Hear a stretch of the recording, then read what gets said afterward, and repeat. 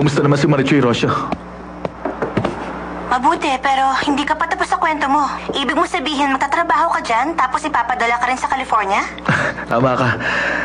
Ito na nga ang bago kong profesyon ngayon, kaya masaya ako. Pero, iba pa rin ang kasiyahan ko. Kung makakabalik ako agad dyan para gamutin si Marichoy. Gusto ko na siya makita. Oo, pero dapat siguro wag ka muna umuwi.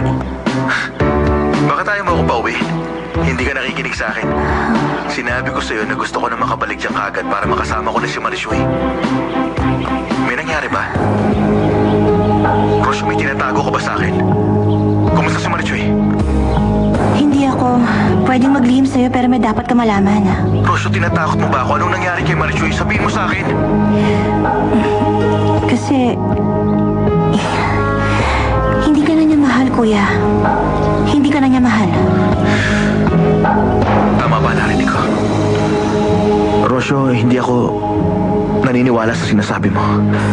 Si Onelia nakapagpatunay na masaya siya sa mga binigay kong bulaklak. Tsaka yung jewelry box. Alam ko, nagulat nga din ako pero sinabi niya mismo sa akin niya nung binisita ko siya. Kung ganun totoong may relasyon sila ng pinsan niya. Hindi, sana wala. Bakit? May gusto ka sa kanya? Ha? O ano ka ba? Wala akong gusto sa kanya. Ay, ano ka ba? Bakit mo tinatanong sa akin ang mga bagay na yan? Alam mo naman na ayoko na magmahal.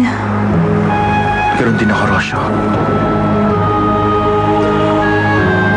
Mahirap kung mawawala si Marichoy. Parang pinag-aita rin sa akin ng pag-ibig. Kaya ko to. Kaya ko to. Alam kong magagawa ko ito.